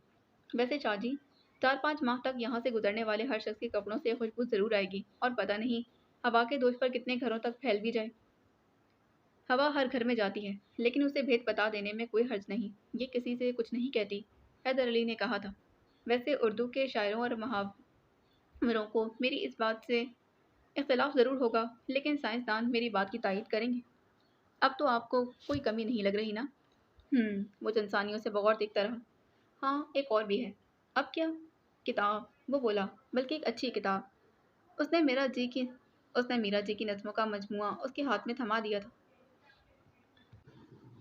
आपको बहुत शौक है कि मैं पढूं? बहुत नहीं, बहुत ज़्यादा। फिर मैं ज़रूर पढ़ूंगी। वो किताब को उलट पुलट कर देखती रही, फिर सर उठाकर बोली, बड़े शाह साहब की शादी हो रही है? हाँ। पीर साहब ने आपके मुतल्लिक तो कोई बात नहीं की। थोड़ी देर तक वो चुप रहा, फिर फैसला कुन अंदाज में कहा, इससे कोई फ़र्क नहीं पड़ता कि बाकी सब क्या कहते हैं। अपनी ज़िंदगी का फैसला मैं खुद भी कर सकता हूँ। पीर साहब की इजाज़त के बगैर कैसे कर सकते हैं? ये तुम्हारा मसला नहीं। जो मेरे काम है वो मुझ पर छोड़ दो। अपने जहन पर ज़्यादा बोझ मत डालो। सुना है बड़े शाह साहब बहुत सख्त हैं। उसने झिझक कर पूछा। अपनों के साथ वो बहुत अच्छे हैं, बहुत मोहब्बत करने वाले, बहुत ख्याल रखने वाले। अब तो सुना कि हर फैसला उन्हीं का चलता है। अगर वो ना माने तो? तुम क्यों अपने जहन पर बोझ डालती हो? तुम्हारा क्या ख्याल है कि मैं हाथ पर हाथ धरकर बैठा रहूंगा? उनसे बात कर चुका हूँ मैं। सनीना की आंखें फैल गईं। उनसे कह दिया आपने? तुम खुद भी तो जानती हो कि उनके फैसले की कितनी अहमियत है। जाहिर है उन्हें बताना तो था ही। उन्हें गुस्सा तो नहीं आया? नहीं, गुस्सा क्यों आता? फिर फिर ये कि उन्होंने कुछ शराइत रख दी। जरीना का दिल डूबने लगा। कैसी शराइत? तुम नहीं समझोगी। बस इतना जान लो कि मुझे तुम्हें गैर मशरूत तौर पर अपनाना है, और ऐसा मैं ज़रूर करूँगा। अव्वल तो मैं चाहता हूँ कि मेरे फैसले को सब दिल से तस्लीम कर लें और मेरी खुशी में सब खुश हों। लेकिन अगर ऐसा ना हुआ तो फिर मैं खुद को आज़ाद समझूंगा। पता नहीं क्या होगा। उठकर कुएं के पास खड़ी हो गई। हैदर अली भी उसके पास आ खड़ा हुआ। मुझे बताओ, तुम्हें मेरी बात का यकीन कैसे आएगा? पता नहीं यकीन क्या होता है। मेरे गिर्द तो खौफ ने डेरे डाल रखे। जुदाई के खौफ ने। तकदीर ने क्या लिखा है, मैं इस बात को क्या जानूं? फिर उसने फौरन बात पलटी। वो माहौल को खुशगवार रखना चाहती थी, इसीलिए शगुफ्तगी से बोली, कुछ अंदाज़ा है चाची कि ये कुआं कितना गहरा होगा? अंदाज़ा है तो नहीं, लेकिन अभी लगा लेते हैं। उसने झुककर एक छोटा सा पत्थर उठाया और उसे कुएं में फेंक दिया। ये क्या किया आपने? जरीना खौफजदा हो गई। कुएं की तह में पत्थर गिरने की हल्की सी आवाज़ सुनाई दी। क्यों? करना क्या है? पत्थर फेंका है, इस तरह गहराई का अंदाज़ा लगाया जा सकता है। आपको नहीं पता, पुराने कुएं में पत्थर नहीं फेंकते, इनमें बलाएं रहती हैं। कम ऑन गोरी, इनमें बलाएं नहीं, इंसान के वहम रहते हैं। ये जगह यूं भी आसेफ ज़दा है। उसका खौफ बदस्तूर मौजूद था। बड़े बूढ़े मना करते हैं यहाँ पत्थर फेंकने से, कहते हैं कि बलाएं जाग जाती हैं। कुछ नहीं कहेंगी तुम्हें ये बलाएं। मैं तुम्हारे साथ हूँ तो डरती क्यों? हैदर अली ने जरीना का हाथ थामकर उसे टूटे हुए बेंच पर बिठा दिया था। बलाएं जागीं तो मैं इनसे निपट लूंगा। इस उसकी बात मुश्किल ख़त्म हुई कि फिजा में एक निस्वानी चीख गूंजी। खौफ के मारे जरीना का ऊपर का सांस ऊपर और नीचे का नीचे रह गया। ये कैसी चीख थी? हैदर अली ने गोया खुद से पूछा था। मैंने कहा ना शाहजी। वो खौफ के मारे उसके करीब आ गई। पागलों वाली बातें मत करो, तुम पढ़ी लिखी लड़की हो। ये किसी बला की नहीं, औरत की चीख थी। बलाएं आवाज़ें बदल बदल कर चीखती हैं। चीख एक मरतबा फिर गूंजी। लेकिन ये बला कुएं की नहीं है, इसलिए तुम्हें फिक्र करने की ज़रूरत नहीं। हैदर अली ने उसे तसल्ली दी। आवाज़ डेरी की सिम से आ रही है। वो जो कोई भी थी, अब उसकी चीखों में तसलसल आ गया था। गोरी, कोई औरत मुसीबत में है और उसे मदद की ज़रूरत है। उसने जरीना को समझाया, ये कुएं की कोई बला नहीं, तुम आराम से बगैर किसी खौफ के यहाँ बैठो। मैं देखता हूँ कि ये कौन औरत है और इस पर क्या अवतार टूटी है। नहीं, वो चिल्लाई थी, आप कहीं नहीं जाएंगे, कहीं नहीं। जरीना ने उसका बाजू थाम कर रोक लिया था। गोरी, समझने की कोशिश करो। मैं कुछ सुनना कुछ समझना नहीं चाहती। आप कहीं नहीं जाएंगे। अगर आप गए तो मैं कुएं में कूद कर जान दे दूंगी। ओह गॉड, गोरी प्लीज़, सूरत-हाल को समझने की कोशिश करो। ये किसी जिन, भूत या बला की आवाज़ नहीं है। तुम्हारी जैसी किसी लड़की औरत की चीखें हैं जो किसी मुसीबत में गिरफ्तार है। हो सकता है उसके पीछे कुत्ते लग गए हों या कोई और परेशानी हो। मैं कुछ नहीं जानती। वो रो पड़ी थी। आप नहीं जाएंगे, हम दोनों भी इस कुएं के पास नहीं बैठेंगे। यखलक चीखों की आवाज़ थम गई और फिजा में सिर्फ झिंगरों के बोलने की आवाज़ें रह गई थी। डेरे के करीब डेरे के करीब के घर भी उससे काफ़ी फासले पर थे। फिर भी चीखों की मध्यम मध्यम आवाज़ें उनके घरों तक पहुंच रही थीं। दिन का वक्त होता तो शायद इन घरों को खबर भी ना होती, लेकिन रात के सन्नाटे में ये आवाज़ें दूर दूर तक फैल रही थीं। दिन भर के थके हारे लोगों की नींदें इतनी गहरी थीं कि ज़्यादातर लोगों की खबर ही नहीं होती। चंद एक जाग गए, लेकिन कुछ उनको इनकी ज़ईफ़ुल एतक़ादी और कुछ को बीवियों ने बाहर निकलने से रोका, या किसी ने तजस्सुस के हमारे दरवाजे की दर से बाहर देखने की कोशिश भी की, मगर सामने फैले तारीकी में उनकी आंखें कुछ भी देखने से कासिर रहीं। कुंडी किसी भी घर की ना खुली थी। चलो, मैं तुम्हें तुम्हारे घर छोड़ाऊँ, हैदर अली ने जरीना से कहा। मुझे घर छोड़ने के बाद अब वहाँ नहीं जाएंगे। उसने सिमत इशारा किया जहाँ से चीखों की आवाज़ आ रही थी। अब जाने से क्या फ़ायदा? भली या बुरी मुसीबत बहरहाल गुजर चुकी है। वो उठ खड़ी हुई और दोनों कदम मिलाकर चलने लगे। कल यहीं मिल सकती हूँ? चलते चलते हैदर अली ने पूछा। जी ज़रूर, ज़्यादा तरद्दुद की ज़रूरत नहीं। अगर ना सको तो परेशान मत होना। मैं समझ जाऊँगा कि तुम्हें मौका नहीं मिल सका। चलते चलते मस्जिद के सफ़ेद मीनारों के धुंधले हिबले सामने दिखाई देने लगे। जरीना रुक गई। क्या हुआ? मैं जंजीर अपने साथ नहीं ले जा सकती। उसने गले में पड़ी सोने की जंजीर उतार दी थी। क्यों? इस चुनरी को तो मैं अपने कपड़ों में छुपा लूँगी, लेकिन इस जंजीर को छुपाना तो ज़्यादा आसान है। अम्मा की नज़रों से कुछ नहीं बचता। चुनरी और खुशबू की बोतल के लिए तो कोई सा भी बहाना चल सकता है, लेकिन सोने की इतनी कीमती जंजीर के लिए मैं कोई बहाना नहीं बना सकूंगी। हमारे घर सोने का सिर्फ एक ही जेवर है, अम्मा की बालियाँ। चंद माशों की होंगी। उन्होंने ये जंजीर देख ली तो उन्होंने ये जंजीर देख ली तो बहुत बुरा होगा। ये मैं तुम्हारे लिए लाया था ताकि सदा तुम्हारी मरमरी गर्दन से चमकती रहे। जरीना चंद लम्हे उसकी तरफ देखती रही, फिर जंजीर उसकी जानेब बढ़ा दी। इसकी चंद कड़ियाँ अलग करके मुझे दे दें, बाकी अपने पास रख लें। वो किस लिए? ताकि आपकी निशानी मेरे पास रहे। जब हम दोनों मिल जाएंगे तो इन कड़ियों को दोबारा जोड़कर जंजीर मुकम्मल कर लेंगे। इसके बाद मैं कभी इसे खुद से अलग ना करूँगी। वो मुस्कुरा दिया था। ऐसा ही सही। हैदर अली ने ज़रा सा जोर लगाकर जंजीर दो हिस्सों में तकसीम कर दी। छोटा सा हिस्सा जरीना को दे दिया और बड़ा हिस्सा अपनी जेब में डाल दिया था। शुक्रिया। जरीना भी मुस्कुरा दी। ये मेरे पास तुम्हारी इमानत है। शादी की रात तुम्हारी इमानत तुम्हें मिल जाएगी। वो हौले से हंस पड़ी और दोनों एक बार फिर चल पड़े थे। तुम घर में दाखिल कैसे होगी? मेरे कमरे की खिड़की है। ज़मीन से ज़्यादा बुलंद नहीं और इसमें सलाखें भी नहीं लगी हुई। इसी से जाऊंगी। खिड़की में रज़िया बेचैनी से खड़ी हुई थी। जरीना को वापस आ जरीना को वापस आते देख उसने सुकून का सांस लिया। छोटे शाह साहब उसे छोड़ने के लिए खुद आए थे। ये देख उसे मजीद तसल्ली हो गई। अब तक वो शदीद परेशानी और असाबी कशीदगी का शिकार थी। एक एक लम्हा सदी बनकर गुजर रहा था। खिड़की से कदरे फासले पर जरीना ने रुककर शाह साहब से बात की और आगे बढ़कर खिड़की फलांग ली। वो वहीं खिड़की से उसे अंदर जाते देखते रहे। जब जरीना ने हाथ हिलाकर खुदा हाफिज का इशारा किया तो वापस चल पड़े।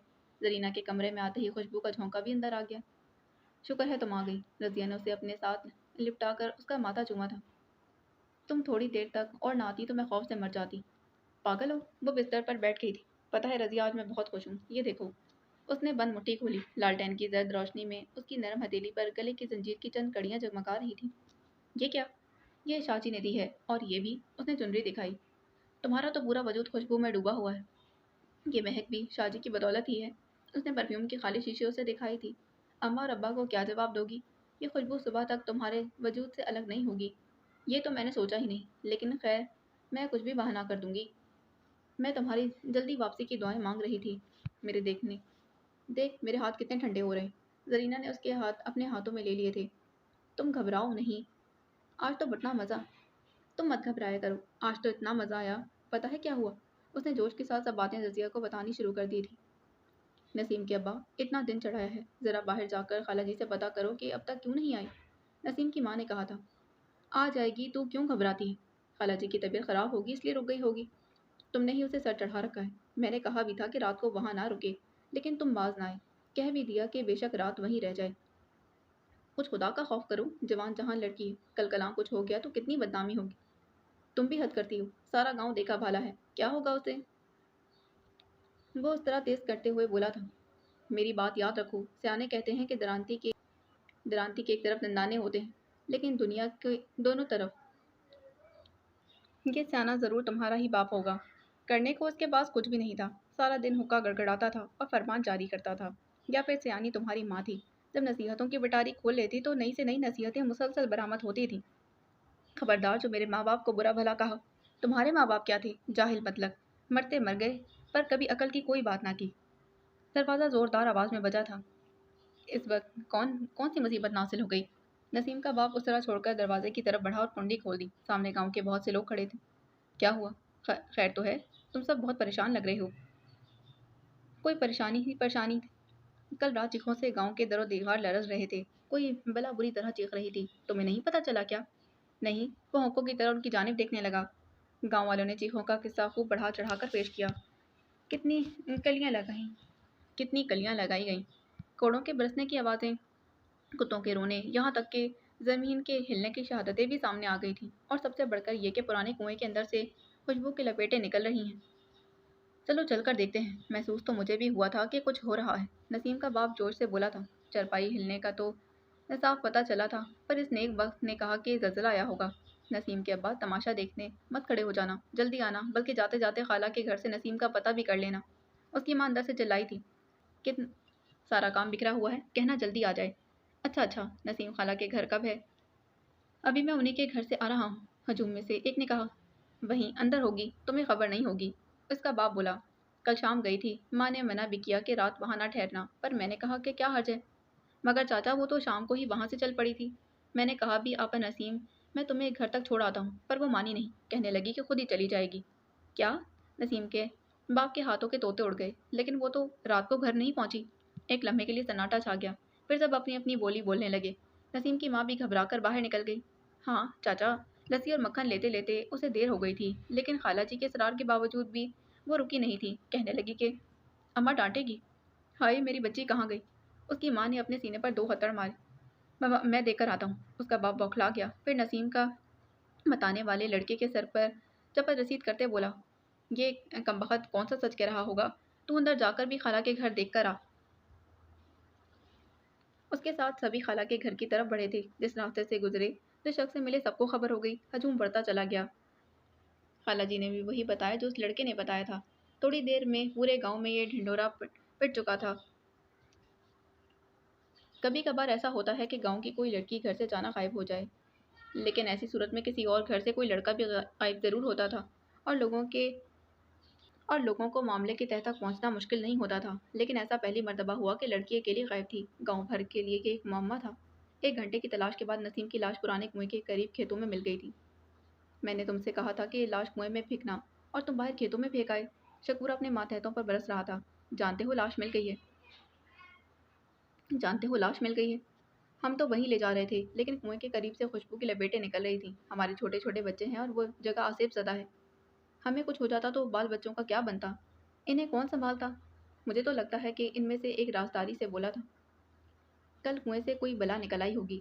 بہت دن تک سوتی ہیں بلائیں، اب ان کے جاگنے کا وقت ہو گیا ہے۔ نہیں، ایک اور نے اسے گھوڑا۔ نسیم بے گناہ تھی، یہ اللہ تعالیٰ کے حکم پر فرشتوں نے اس کی بے گناہی کا اشارہ دیا ہوگا۔ وہ کوئی عام خوشبو نہیں تھی، بلکہ جنت کی خوشبو لگتی تھی۔ فرشتے اس کی روح لے جانے آئے ہوں گے۔ کیا ایسا ہو سکتا ہے؟ شکور نے خوفزدگی کے عالم میں کہا۔ کیوں نہیں؟ اس کے لہجے میں ویسا ہی یقین تھا۔ تم میں سے کسی نے ایسی خوشبو سونگھی ہے؟ نہیں۔ ان سب نے نفی میں سر ہلا دیا۔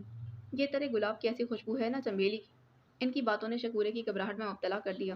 وہ بھاگا بھاگا رجب علی شاہ کے پاس پہنچا اور اسے سارا ماجرا کہہ سنایا۔ لاش مل جانا کوئی مسئلہ نہیں، رجب علی نے بے نیازی سے کہا۔ وہاں دور دور تک اب بھی خوشبو پھیلی ہوئی ہے، ایسی خوشبو جو پہلے کبھی کسی نے نہیں سونگھی۔ سب تمہارا وہم ہے۔ معافی چاہتا ہوں شاہ صاحب، لیکن یہ وہم نہیں۔ خوشبو اب بھی ہلکی ضرور ہو گئی ہے، لیکن موجود ہے۔ دوسری طرف گاؤں والوں نے عجیب تماشا مچا رکھا ہے۔ کیوں؟ وہ کیا کہہ رہے ہیں؟ کہہ رہے ہیں کہ رات بھر گاؤں چیخوں اور سسکیوں کی آوازوں سے لرزتا رہا۔ کوڑوں کی شائیں شائیں کی آوازیں آ رہی تھیں اور کوئی عورت چلا رہی تھی۔ گاؤں کے کتے بھی رو رہے تھے اور بھی بہت کچھ کہہ رہے تھے۔ اس نے دماغ پر زور ڈالا۔ ہاں، کہہ رہے تھے کہ رات کو زلزلہ آیا تھا اور چرپائیاں تک ہلی تھیں۔ اسٹوپڈ، ایڈیٹ، احمق لوگ۔ وہ اٹھ کر کھڑا ہو گیا۔ چلو میرے ساتھ۔ پرانے کنویں کے پاس لوگوں کا ہجوم جمع تھا۔ چہمہ گوئیاں جاری تھیں۔ نسیم کا باپ دھاڑے مار مار کر رو رہا تھا۔ ہجوم سے کچھ فاصلے پر رجب علی شاہ کی اوپن ٹاپ جیپ رکی تھی۔ اسے آتا دیکھ کر سب نے سلام کر کے راستہ چھوڑ دیا۔ کیا ہوا ہے؟ اس نے رعب سے پوچھا۔ گاؤں کا ایک بزرگ سب کے نمائندے کی حیثیت سے سامنے آیا اور بہت سے الٹے سیدھے واقعات جوڑ کر اور مفروضے قائم کر کے اپنی طرف سے کہانی سنا دی۔ وہ شگورے کی طرف مڑا۔ لڑکی کی میت گھر پہنچانے کا انتظام کرو۔ پھر آگے بڑھ کر نسیم کے باپ کے کندھے پر ہاتھ رکھ کر بولا، اللہ کو یہی منظور تھا۔ اور بڑے شاہ صاحب کو اپنے ساتھ ہمدردی کرتے دیکھ اس کی ٹانگوں سے لپٹ گیا۔ میری بچی کو ظالموں نے مار دیا، شاہ صاحب میری بچی۔ وہ بلک بلک کر رونے لگا۔ یوں اپنی بچی کی لاش کو تماشا مت بناؤ، ہم نے میت گھر پہنچانے کے لیے کہہ دیا ہے، کفن دفن کا انتظام بھی ہماری طرف سے ہوگا، باقی مرنا جینا کسی انسان کے بس میں نہیں۔ رونے کے بجائے اس کی مغفرت کی دعا کرو۔ اسے تسلی دلاسا دے کر وہ کنویں کے قریب پہنچا۔ خوشبو اب بھی تھی لیکن کافی ہلکی ہو چکی تھی۔ اس نے چند گہرے سانس لیے۔ خوشبو مانوس سی تھی۔ وہ ذہن پر زور ڈالنے لگا، یہ کسی پرفیوم کی خوشبو ہے۔ کچھ اور گہرے سانس لینے پر اس کے ذہن میں دھماکہ سا ہوا تھا۔ انٹیمیٹ؟ کچھ دن قبل انٹیمیٹ کی بھری ہوئی شیشی اس نے حیدر علی کے ڈریسنگ ٹیبل پر دیکھی تھی۔ زرینہ کے لیے اماں کے سامنے خوشبو کی وضاحت کرنا مشکل ہو گیا تھا۔ کل رات سونے سے پہلے تو نہیں تھی۔ ہمیں کیا پتا کہاں سے آئی؟ سونے سے پہلے تو واقعی نہیں تھی، وہ بولی۔ جب میں رات آیت الکرسی پڑھ کر پھونکنے آئی تھی تب بھی نہیں تھی۔ وہ کھڑکی کی طرف بڑھی اور باہر جھانکا۔ کیا دیکھ رہی ہیں آپ اماں؟ زرینہ کو اپنا دم حلق میں اٹکتا محسوس ہوا۔ باہر کچے میں اس کے اور حیدر علی کے قدموں کے نشان ہو سکتے تھے۔ دیکھ رہی ہوں کہ کہیں کوئی بچہ عطر کی شیشی تو نہیں پھینک گیا۔ وہ مڑی۔ یہی ہوا ہوگا اماں۔ زرینہ نے ان کے چہرے پر کچھ پڑھنے کی کوشش کی لیکن وہاں کوئی خاص تاثر نہیں تھا۔ گویا انہیں قدموں کے نشان دکھائی نہیں دیے۔ بہت مدھم ہو گئے، ہو سکتا ہے، اس نے سوچا تھا، مگر یہاں کوئی شیشی نہیں۔ وہ اس کی سوچوں سے بے خبر بولی۔ اور خوشبو کمرے کے اندر پھیلی ہوئی ہے، باہر نہیں۔ رضیہ نے زرینہ کی طرف دیکھا۔ اس نے نظریں چرا لی تھی۔ اماں ہمیں کیا پتا؟ وہ اپنے آپ میں چور سی بن گئی۔ اور پھر خوشبو تو اتنی زیادہ ہے کہ سمت کا اندازہ ہی نہیں ہو رہا۔ ہم نے کتاب میں پڑھا تھا کہ بعض اوقات ہوا خوشبو یا بدبو کی سمت بھی بدل دیتی۔ اماں بولیں تو کچھ نہیں لیکن ان کی تفشی بھی نہ ہوئی۔ زرینہ چور نظروں سے اپنی چارپائی کے نیچے پڑے ہوئے جس کے باکس کی طرف دیکھ رہی تھی۔ اس میں سرخ چنری آدھی سے زیادہ باہر لٹک رہی تھی۔ رات کو لالٹین کی روشنی میں اپنے کپڑے ٹھیک طرح سے اندر نہ رکھ سکی تھی۔ اماں کمرے سے باہر نکلی تو رضیہ لپک کر زرینہ کے پاس آ گئی۔ اب کیا ہوگا؟ زرینہ نے انگلی ہونٹوں پر رکھی۔ اماں کو پتہ چل گیا تو غضب ہو جائے گا۔ اس نے سرگوشی کی۔ میں کپڑے باکس کے اندر کر دوں، آدھے باہر لٹک رہے۔ رہنے دو، باکس گھسیٹنے کی آواز اماں تک ضرور پہنچے گی۔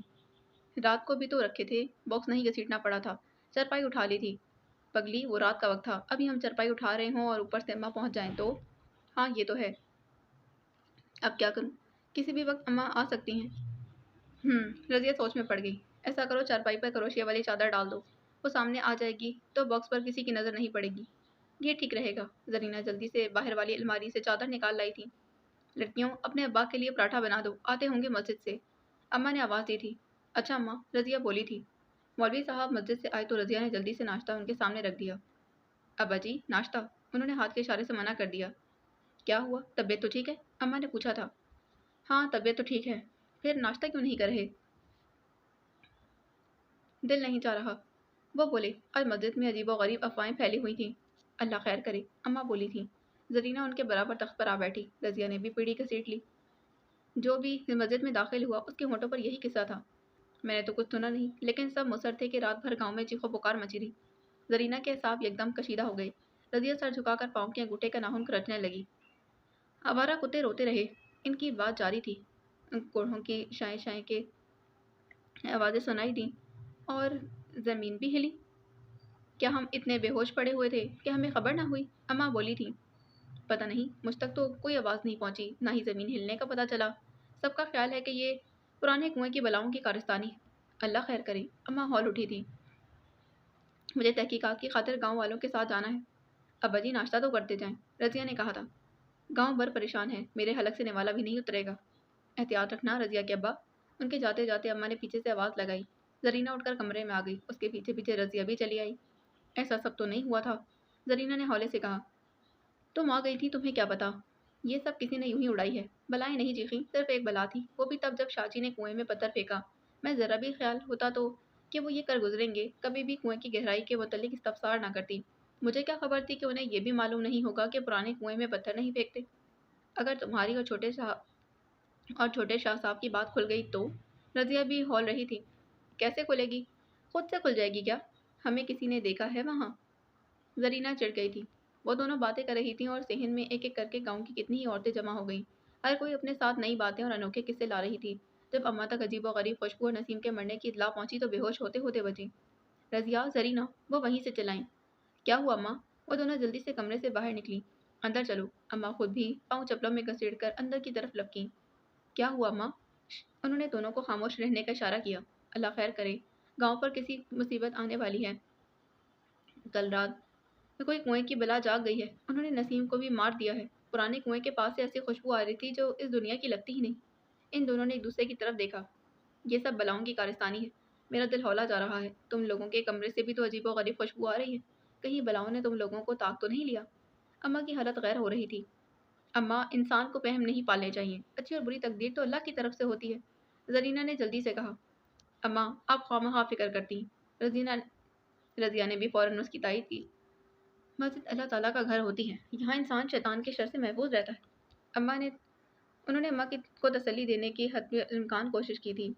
इन्हें खुशबू की हकीकत का इल्म था, लेकिन वो अम्मा को ये नहीं बता सकती थी। तुम दोनों गौर से मेरी बात सुनो, अम्मा ने कहा। किसी को खबर नहीं होनी चाहिए कि तुम लोगों के कमरे से खुशबू आ रही है। समझ रही हो ना मेरी बात?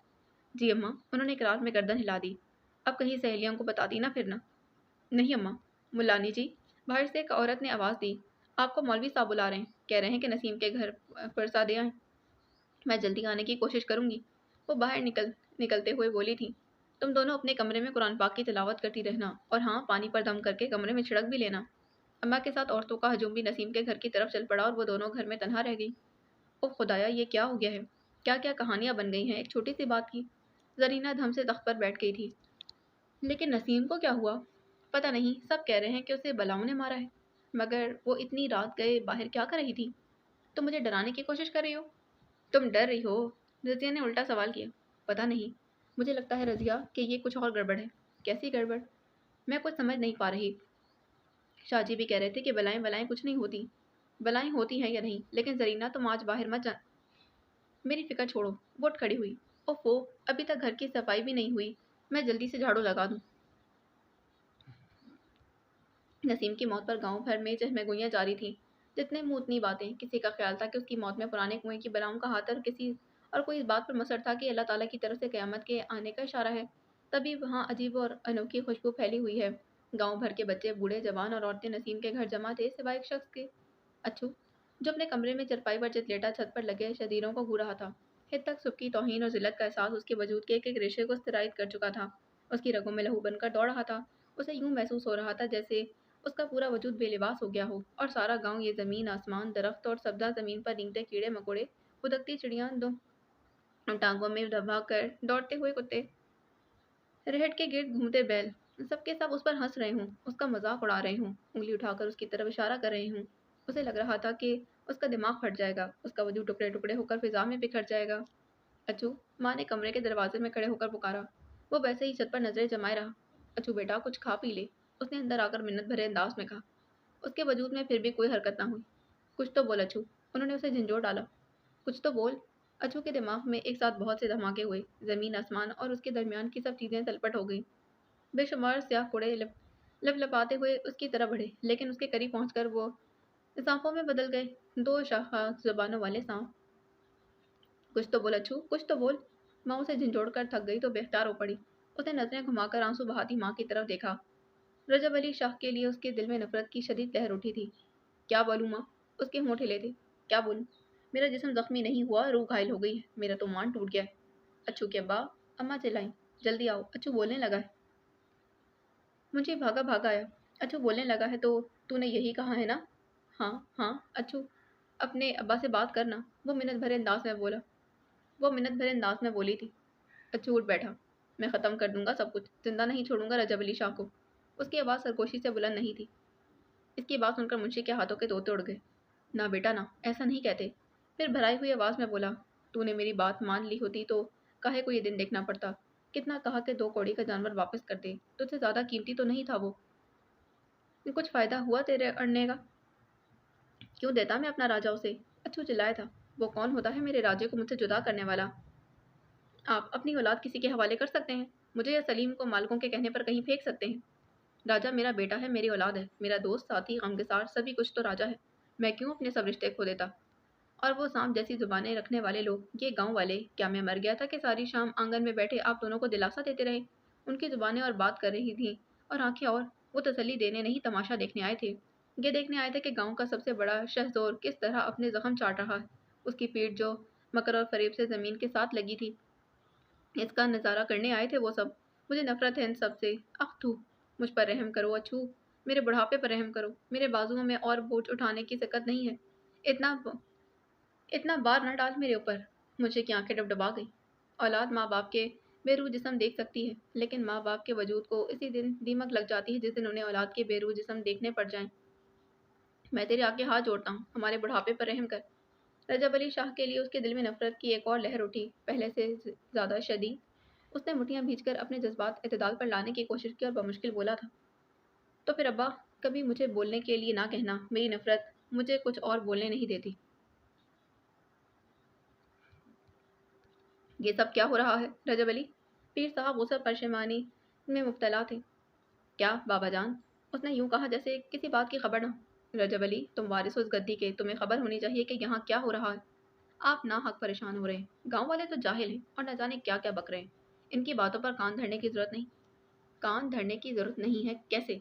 नसीम इस गांव की बेटी थी और गांव की हर बेटी की इज्जत और जान की हिफाजत हमारी जिम्मेदारी है, हमारा फर्ज है। बाबा जान, ये औरतें गांव की गलियों में बेपर्दा दंदनाती फिरती। ऐसी सूरत हाल का नतीजा इससे क्या मुख्तलिफ होगा? ये इसीलिए बेपर्दा रहती हैं कि बुरके उड़कर खेतों में काम नहीं किया जा सकता, और इनका खेतों में काम करना हमारी माशी मजबूरी है। मजबूरी है या नहीं, मुझे इससे बहस नहीं। बाबा जान, जिस माहौल में ये लड़कियां रह रही हैं, इस माहौल में यही सब इनके साथ होगा, वो बोला था। बाकी रहा इस घराने की तसल्ली तफशी का काम, तो वो मैंने कर दिया है। 40 दिन तक खाना उन्हें हवेली से ही जाएगा। कफन दफन के खर्च की जिम्मेदारी भी मैंने ले ली है। इसके अलावा क्या किया जा सकता है? खुद सोचें, वो लड़की इतनी रात गए बाहर क्या कर रही थी? इस सारे मामले में वो भी यकीनन कसूरवार थी। इतनी रात गए उसे घर से बाहर नहीं होना चाहिए था। पीर साहब भी सोच में पड़ गए। मैंने पता करवाया था। अपने घर से वो ये कहकर गई कि रात गांव की खाला के घर गुजारेगी। हालांकि उसकी माँ ने उसे मना भी किया। जबकि खाला जी के घर वो बमुश्किल आधा घंटा रुकी और ये कहकर चली गई कि वो अपने घर जा रही है। रजब अली ने कहा, आप चाहें तो मैं मजीद तहकीकात कर लेता हूँ। मैं इसके लिए खामोश हो गया कि खामखा मरी हुई लड़की की बदनामी होगी। किसी बच्चे की बदनामी नहीं होनी चाहिए, ना इसकी ज़िंदगी में और ना ही ज़िंदगी के बाद। जी बाबा जान, इसीलिए तो मैंने गांव वालों की इन फजूल कहानियों की तरदीद करने की ज़रूरत महसूस नहीं की। ऐसी बच्चियों के मुतल्लिक सोचकर हमारा दिल दुख से भर जाता है। अभी तुम्हारी शादी के बाद गांव के जिन बच्चों और बच्चियों के रिश्ते हमें तय करने थे, ये बच्ची भी उन्हें में शामिल थी। उन्होंने उस्तरदगी से कहा, फिर कदे तौक़ुफ़ से बोले, और ये अछू वाला मामला क्या है? हमने अली की तायद की थी कि तुमसे पूछकर हमें बताए, लेकिन हम देख रहे हैं कि वो दिन ब दिन पहले से ज़्यादा गैर जिम्मेदार होता जा रहा है। आई एम सॉरी बाबा जान, इस गैर जिम्मेदारी का मुजाहरा अली ने नहीं मैंने किया है। उसने मादत ख़्वाहाना अंदाज में कहा। अली ने मुझ तक आपका पैगाम पहुंचा दिया था। फिर फिर मैंने कहा कि मैं खुद ही आपको बता दूंगा। इस बात से हमें बहुत धचका लगा। ये गांव वाले पुश्तों से हमारी ख़ानदान की खिदमत करते चले आ रहे हैं। हमने कभी इनसे सख्ती का बर्ताव नहीं किया। बाबा जान, मैं आपके रवैयों पर तनकीद नहीं करना चाहता, लेकिन हकीकत यह है कि वक्त तब्दील हो गया है। इस नए दौर को इसी के तकाज़ों के मुताबिक हैंडल करना पड़ेगा। कुछ अर्सा पहले तक तो इनकी आंखों में शर्म बाकी थी, मगर अब ये लोग बेदीद हो गए हैं, अपनी मर्जी चलाने लगे हैं। किसी को इसकी ज़रूरत से ज़्यादा मिल जाए तो वो अपने आप में रहने लगता है। आपकी नरम खुई की वजह से ये लोग सर चढ़ गए हैं। यहाँ की हर चीज़ तलपट हो चुकी है। सारा निज़ाम दरम बरम हो चुका है। कोई काम वक्त पर नहीं होता। कोई शख्स हवेली के साथ मुखलिस नहीं। सब अपना अपना उल्लू सीधा कर रहे हैं। नहीं बेटा, ऐसा नहीं है। अभी सब हमारे इशारे पर गर्दनें कटवाने के लिए तैयार हैं। मुझे अफसोस है बाबा जान कि आपने इन लोगों से गलत औकात व्यवस्था कर रखी है। मैंने सबको मैंने सब कागजात का जायजा लिया है। हर फसल से इन लोगों ने अपने हिस्से से जायद हिस्सा वसूल किया है। किसी को 2-4 बोरी गंदम ज़्यादा चली जाने से हमें कोई फ़र्क नहीं पड़ता। गुस्सा मुझे इस बात पर आता है कि आपके मज़ार ने हमें अहमक समझते ये धांधली की है। वो मांग कर बता कर ले जाएं, मुझे कोई एतराज़ नहीं। मगर जब वो हमें बेवकूफ़ समझते हुए हमारी आंखों में धूल झोंक कर ये हरकत करेंगे, तो हमें बताना पड़ेगा कि हम अहमक नहीं हैं। सबसे बुरा हाल तो अस्तबल का है। आप कहते हैं बाबा जान के लोग हमारे इशारे पर जान तक कुर्बान कर सकते हैं, मगर अफसोस से मुझे कहना पड़ा मगर मुझे अफसोस से कहना पड़ रहा है कि ऐसा नहीं है। आपकी नरम मिजाजी ने इनके अंदर इतना हौसला पैदा कर दिया कि हमारी बात इनके लिए बेविकत होकर रह गई है। कैसी बात कर रहे हो रजब अली? मैं ठीक कह रहा हूँ बाबा जान। मैंने उसने अपनी बात पर जोर दिया। अच्छू के पास इतना बेहतरीन घोड़ा था जितना पूरे अस्तबल में नहीं। इस अहमक ने राइडिंग के बेहतरीन घोड़े को टांगे में जोत रखा था। ये घोड़ा हमने उसे इनायत किया था, पीर साहब ने कहा। दुरुस्त बाबा जान, लेकिन इसके साथ वही हुआ। इसका ज़र्फ इतना नहीं था कि आपकी इनायत को संभाल सकता, बजाय इसके कि वो कोई आम सा घोड़ा मुंतखब करता, ऐसा घोड़ा जो एक वाहियात तांगे के काबिल होता। उसने अपनी नरम खोई का नाजायज़ फ़ायदा उठाते हुए बेहतरीन घोड़े का इंतखाब किया। ये भी नहीं सोचा कि उसकी चीज़ हवेली की चीज़ से कमतर होनी चाहिए। उल्टा वो हमारा मुकाबला करने लगा। नहीं रजब अली, वो बहुत अच्छा और बहुत प्यारा जवान है। इसका घोड़ा इसका ख्वाब था। इसके ख्वाबों को चकनाचूर नहीं होना चाहिए था। उसने मेरी हुक्मदुली की जुर्रत की। इस हवेली की इज्जत कायम रखना मेरा फ़र्ज़ है। मैं किसी भी जगह किसी को इससे आगे निकलने की इजाज़त नहीं दे सकता। वो घोड़ा इज्जत के काबिल नहीं था। इस पर इसका रद्दमल जो मेरे लिए नाकाबिले बर्दाश्त था। आइंदा गाँव में किसी को हुक्मदुली की जुर्रत नहीं होगी। पीर साहब गहरा सांस लेकर रह गए। बेटा, किसी को ऐसा हुक्म नहीं देना चाहिए जो बुरा होते उसे तकलीफ हो। ये तो छोटा सा इम्तिहान था जिसमें अच्छू नाकाम रहा। वो सर क्या कटवाता, उसके तो लिए तो एक घोड़ा वापस करना मुश्किल था। तुम इससे सर तलब करते, वो दे देता, लेकिन तुमने उससे उसके ख्वाब तलब कर लिए जिन पर हमारा कोई हक नहीं था। इंसानों की नफ्सियात समझो रजब अली। आपका मनसब बहुत बुलंद है बाबा जान, और मैं आपसे बहस की जरूरत नहीं कर सकता। मैं तो इतना जानता हूँ कि अगर वो घोड़ा इसका ख्वाब था तो मेरी भी इज्जत थी। हमें तुम्हारी इज्जत भी बहुत प्यारी है, बिलाखिर उन्होंने कहा। लेकिन बेटा, कोशिश करो कि इस गांव में प्यार मोहब्बत बांटो। हम अच्छू की दिलजोई करना चाहते हैं, मगर इस तरह के इससे तुम्हारी इज्जत और वकार पर कोई हर्फ ना आए। आप हुक्म दे बाबा जान। अच्छू बहुत काम का जवान है। मुंशी को अपनी तरफ से बुलाओ और उसे कहकर अच्छू को अस्तबल में लगवा दो। घोड़े उसे बहुत पसंद हैं। फिर वहाँ इसका अपना घोड़ा भी होगा। ना तुम्हारी आबरू पर हर्फ आएगा और उसकी खलिश भी जाती रहेगी। जो आपका हुक्म। बाकी अगली किस्त में जाने से पहले चैनल को सब्सक्राइब करें, वीडियो को लाइक करें। मिलते हैं इसके अगले एपिसोड में। अल्लाह हाफिज़।